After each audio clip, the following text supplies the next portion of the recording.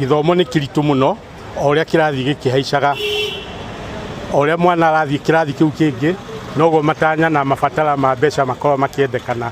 Rĩu kwoguo rĩrĩa tũhotete gũtarĩria mũndũ akebanga tene, nĩ tondũ kĩgĩna kĩrĩa ũraigithia na ũndũ ũcio nĩ gĩkoragwo kĩ guaranteed atĩ kũngĩũka ũndũ kana ũrĩkũ mwana waku no agathoma.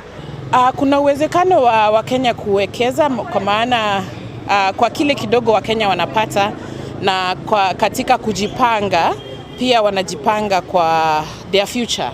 Kwa hivyo ni vizuri wa Kenya wachukulie maanani kwamba kile kidogo wanaweza weka kando kinaweza kuwasaidia in future. So we believe the pressure, yes, many Kenyans are facing the pressure, but at the end of the day you have a life to live tomorrow, and that life will require you to have some form of savings, some form of investment. Basically what we are teaching you is how to build your wealth and then how to multiply it by investing it, and then eventually how to secure your investment through insuring it.